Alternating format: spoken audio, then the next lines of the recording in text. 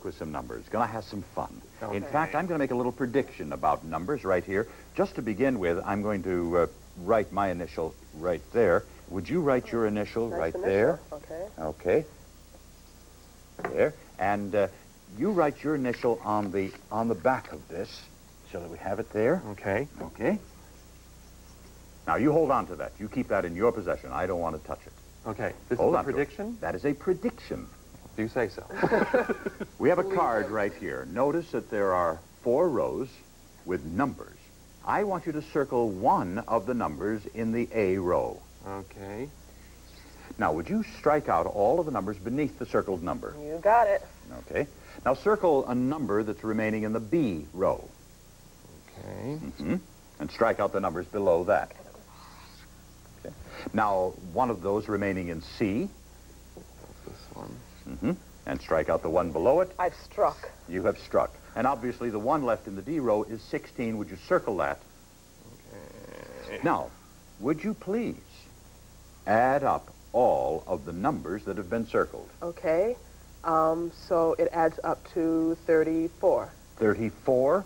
Would you look at that card, the magic card, and the prediction will appear upon that magic card? I don't believe this. Oh, yes. Yay. I don't believe that. Oh, I do not believe this one.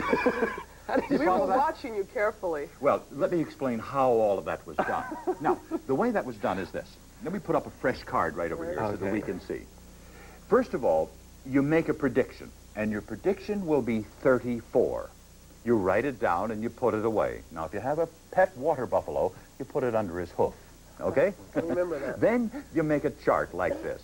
The chart that you make will have 4 rows, A, B, C, and D, and these numbers, 1, 2, 3, 4, 5, 6, etc., through 16. Now, you ask your friend, or your enemy if you like, to pick a number in row A and have him circle it. Go ahead and do it again. Circle it. Okay. A different number this time. I forgot what I did, but I'll start with this. Okay. And then you strike out the numbers Right. below it, and then you do the same in row B. Okay. Okay, There. now you got And it. then in row C. Okay. And then, of again. course, 16 is left over here. But these are different numbers, but if you'll add them up, always have your friend or enemy cross out the numbers beneath the circled number, and then when they're added, well, you turn over the prediction, and if you can get it away from your water buffalo, that is, and both numbers are the same, 34. Always. Because, you see, there is a pattern in this number chart.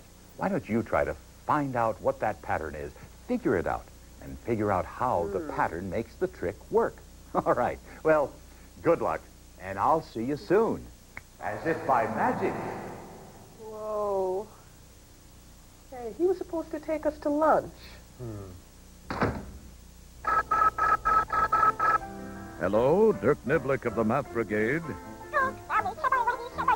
Oh, hello, Mommy dearest. What's that? Oh, you just wanted me to remind Square One's loyal fans that... That what? Oh, yes, that Kate and George will be along soon with another exciting episode of Mathnet. I sure will, mother of me. And what else? Oh, but, Mommy dearest, I did pick up my room. Of course I'm sure. I think that's how I hurt my back. Time for the game show where the answers to the questions come from you, kids at schools all over the country. Time for Piece of the Pie. Yeah. Thank you. I'm Reggie Cathy, and this is Piece of the Pie. And now, let me introduce to you the host of our show, the man who knows why behind every piece of the pie, Mr. Chris Franco. Oh, thank you. Welcome, everybody. Welcome to Piece of the Pie. I'm Chris Franco, and at this time I'd like to introduce a guy who's rolling in dough, the pie shop's own Vanna White flower, Arthur Howard. Let's have a big round of applause. You know, Chris, I'll never have my fill of this show. Oh, Arthur, go back and bake some pies. We're going to have a terrific game, and I'd like to introduce the contestants to you right now. On this side, we have David. Welcome, David. And playing along with David, we have Darren and their team captain, India. Ladies and gentlemen, this is the red team. Let's have a round of applause for them. Welcome, red team. Welcome. And their formidable opponents are Keith. Welcome, Keith. And seated next to Keith, we have Amit. And next to Amit, we have their team captain, Amy. Put her there. This is the yellow team. Ladies and gentlemen, welcome, yellow team. We're going to have a terrific game. And this is how we play. We sent questions to kids all over the country. Now, it's your job to try and guess their top 5 answers to one of those questions. Now, when you get an answer right, we will post it right here on the pie chart, and it'll correspond to that answer's percentage. Now, the first team that wins over 50% of the pie wins the game. Should you get stuck on a question, you may call huddle, where your teammates will get together with you and you'll put your heads together and come up with one terrific team answer, okay? At this time, I call upon Reggie Cathy. Are you there, Reggie? Oh, I sure am, Chris. Can we see today's bar chart, please? Of course. Chris, we asked kids at Mastrocola Middle School in Merrimack, New Hampshire, to name something other than food that parents tell kids not to waste. They gave us 9 different answers. It's your job to tell us the top 5 answers on today's piece of the pie. Remember, name something other than food that parents tell kids not to waste. Back to you, Chris. Thanks, Reggie. Okay, so the question is, other than food that parents tell kids not to waste. And we asked this of the Mastrocola Middle School in New Hampshire. Now, the yellow team won the toss, which means that, Keith, you go first. Your parents ever tell you don't waste any or don't? That's what we're looking for. What do you say, Keith? You can call a huddle if you can't think of anything.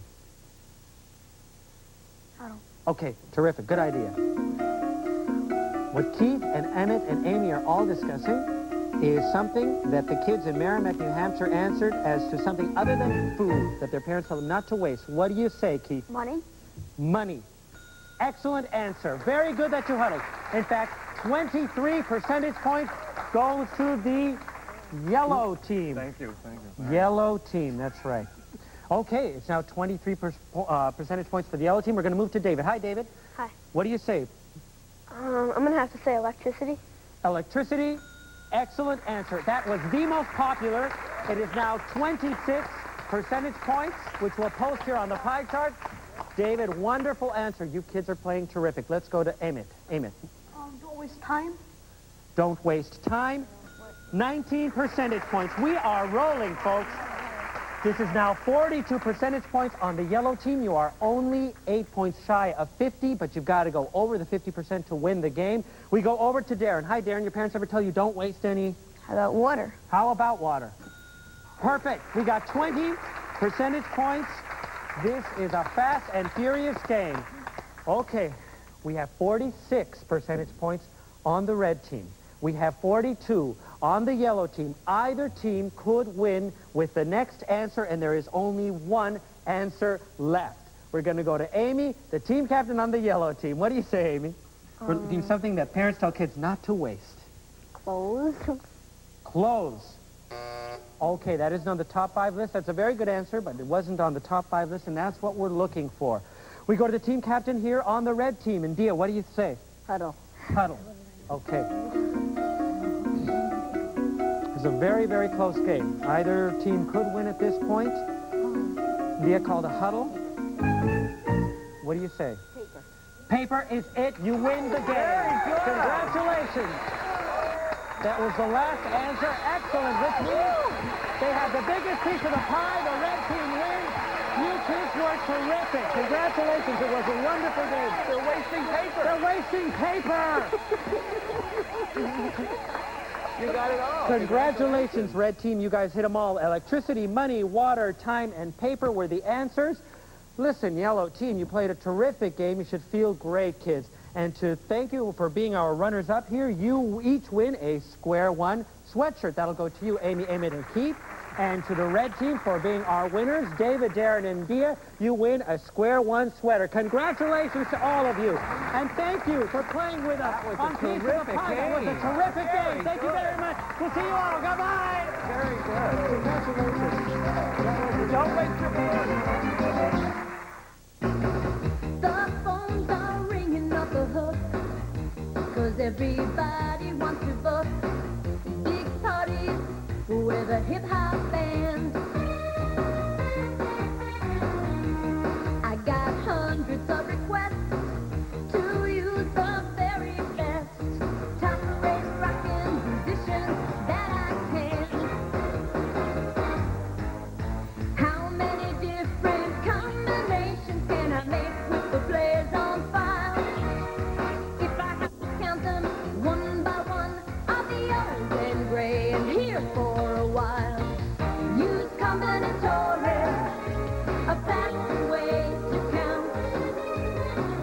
Use combinatorics, you can multiply the amount. Use combinatorics, it's so easy to do. Use combinatorics when you need it, let the numbers work for you.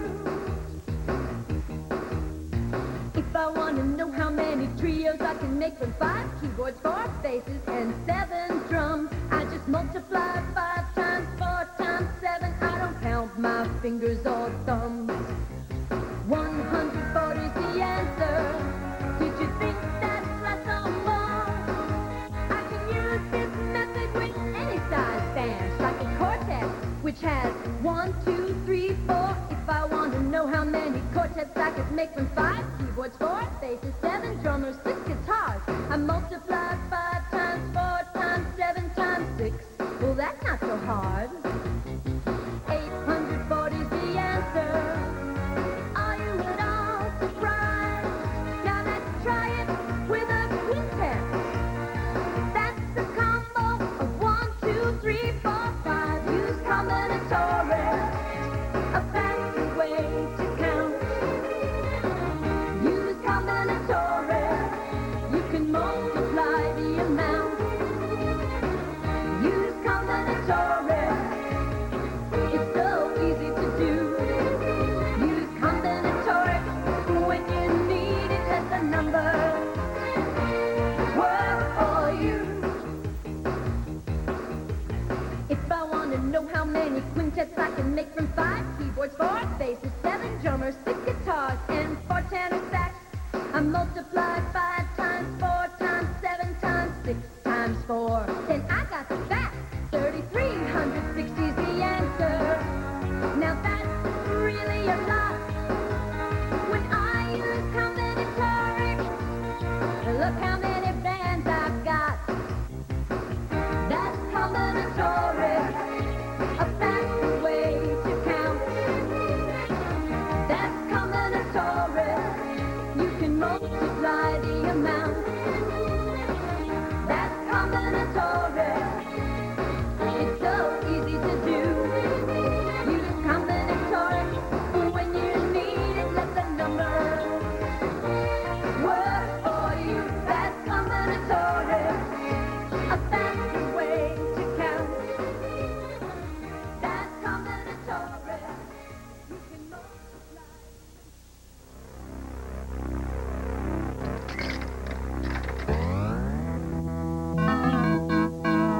Mathman, your mission is to eat all the square numbers and no others. When you encounter a number, you will have until the count of 3 to make your decision. And beware the reckless Mr. Glitch. He will eat you if you are wrong. Mathman, Mathman, Mathman, Mathman, Mathman, Mathman. 1 is square. Oh, no. Mathman, Mathman, Mathman. Square numbers. Mathman, Mathman, Mathman, Mathman. Think. Nope. 38 is not square. Onward! Mathman, Mathman, Mathman, Mathman. Square numbers. Mathman, Mathman, Mathman, Mathman, Mathman, Mathman. I can hardly wait. Goodbye. Mathman, Mathman, Mathman, Mathman, Mathman, Mathman, Mathman, Mathman, Mathman, Mathman. Better than fast food. The story you're about to see is a fib, but it's short. The names are made up, but the problems are real.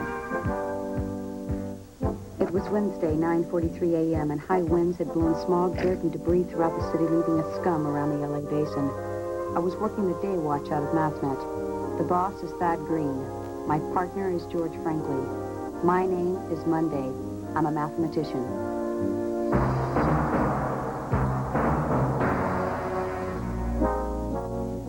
We had been involved in what we thought was an uncase. We visited a bright youngster named Walter Trepling who was sure the mansion he was taking care of was haunted. Then his ward, a parrot named Little Louie, disappeared. We decided to take a look at earlier scenes to get ourselves up to speed. You see, I tell myself there are no such things as ghosts. And you're right, Walter. But sometimes I don't believe myself. I don't stand a chance with a ghost like you. Well, Walter, all I can say about your ghost is... sounds like...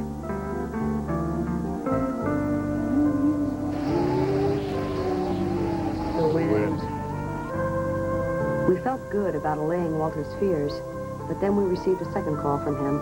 He said both he and Little Louie had heard the sounds again. Walter, we showed you yesterday. It was the wind. Yesterday, maybe it was the wind, but not tonight, I'm sure. How can you be sure? Because there's no wind. He's right. We investigated.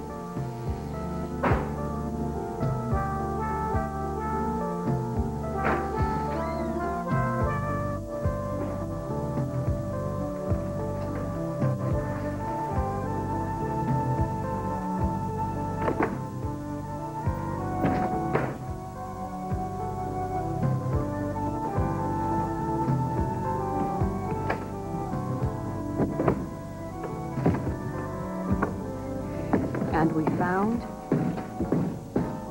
Well, if it isn't our ghost. The man we found claimed to be a relative of Roscoe Fatty Tissue, the now deceased vaudeville comic who willed his house to Little Louie the Parrot and his fortune to his young friend, Walter. We dismissed the man, Norman Tedge, with a warning. We're going to let you go this time, Mr. Tedge, but don't show up around this neighborhood, or you'll be looking down the barrel of a warrant for your arrest for trespassing. Now, get out.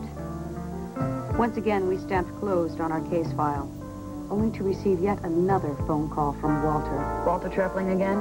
None other. Another ghost? Worse. Missing person. Oh. Missing Avis, if you want to be specific. Little Louie has flown the coop. We were getting to know the drive to Little Louie's house like a paper route. Again, we questioned Walter Trepling. And when I came to feed him his breakfast, he was gone. And you looked all over the house? Everywhere. There's nothing unusual here, George. You sure? Just Little Louie's talon prints and some smudges that look to be Walter's. You asked Steve to dust for prints? When you're trying to solve a problem, you have to look at all possibilities, Kate.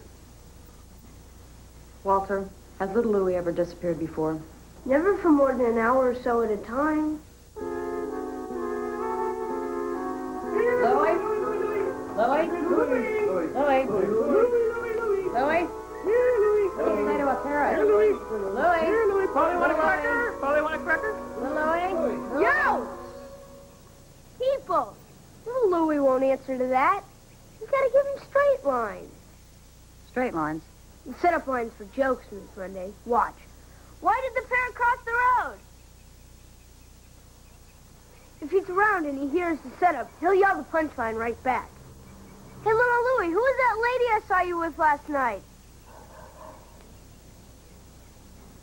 Hey, Little Louie, why does the fireman wear red suspenders? To keep his pants up. Where does this road go? Doesn't go anywhere. They keep it here to drive cars on. George. Skunks! What about the smell? George, you're supposed to let Little Louie have the... They'll just have to live with it. punchlines? Right. Sorry. Sam, Steve, join the search party.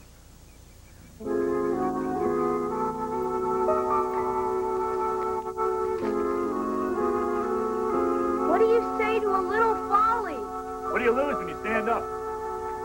the first cop say to the second cop? What did the Roperts say to the salad? What time is it when an elephant steps on your watch? Time to get a new watch. George. Sorry. I'm afraid it's no use. Little Louie is missing. Maybe he'll come back. He's probably a homing parrot. Walter, what are those numbers little Louie used to recite? 1, 1, 2, 3. That's what I thought. 1, 1, 2, 3. 1, 1, 2, 3. 1, 1, 2, 3. 5, Eureka! 1, 1, 2, 3. 5, Eureka! 1, 1, 2, 3. 5, Eureka! There he is. There he is. Right in. You couldn't even see him there. Look I at know, him. it's going right in. He looks safe and healthy. Louie. Welcome back, buddy. Mr. Franklin, what were you and Louie talking about? Yes, George, what are those numbers? The beginning of Fibonacci's number sequence. Of course. Fibonacci's? Fibonacci. He was an Italian mathematician who lived during the 13th century and had fun with numbers. The sequence is arrived at by adding the two previous numbers to get to the next number. That's right. We always start with two ones. 1 and 1 is 2. 1 and 2 is 3. 2 and 3 is... 5, Eureka! What reminded me of it was this page I found in Fatty Tissue's will. Oh, gee, I forgot all about that. It was just another mathematical puzzle. The three of us used to do them all the time. Mr. Tissue loved mathematics. This one fits part of the Fibonacci sequence. See? 1, 1, 2, 3, 5. You know something, Pard? The square pattern looks very familiar. I know what you mean, Ms. Monday. It looks just like... that. It's an identical pattern. But you know something? Uh-huh. So what?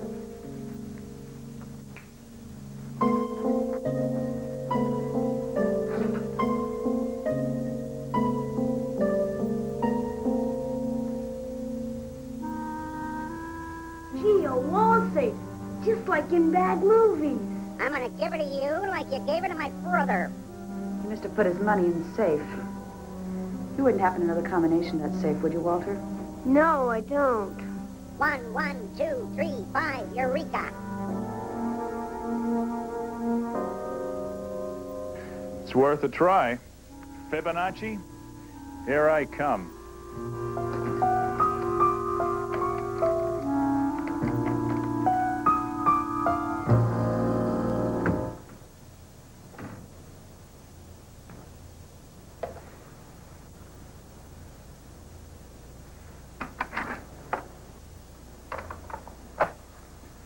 A tape recorder.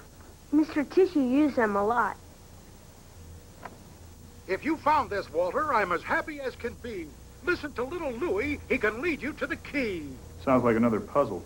Remember what you just learned. Now don't turn up your noses. Look for number patterns and stop and smell the roses. Good luck. Told you Mr. Tissue was a puzzle lover. He sure is. A real kidder. Let's play this another time. If you found this, Walter, I'm as happy as can be.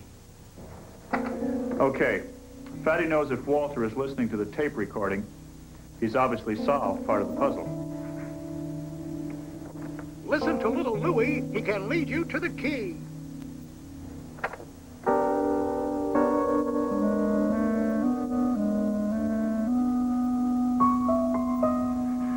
You're a big help. Remember what you just learned and don't turn up your noses. What have we just learned? Fibonacci. Look for number patterns and stop and smell the roses. Good luck. The Fibonacci sequence is a number pattern. And stop and smell the roses means to slow down, take some time to appreciate life, and...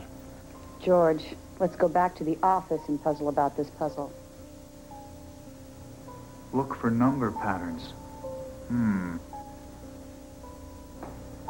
Right, Kate. You think about it too, Walter. We'll be in touch.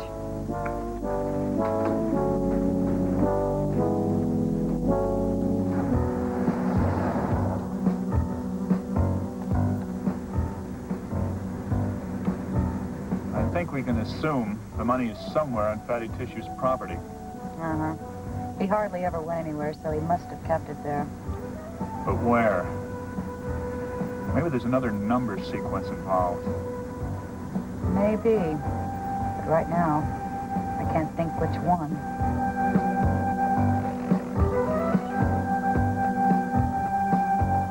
Kate. Stop and smell the roses. Uh-huh. There were old rose bushes in front of Fatty Tissue's house.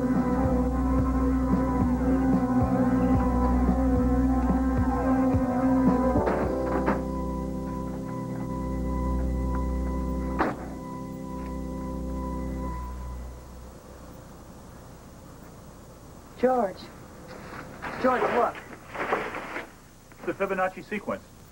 1, 1, 2, 3, 5. The pattern is on the wall.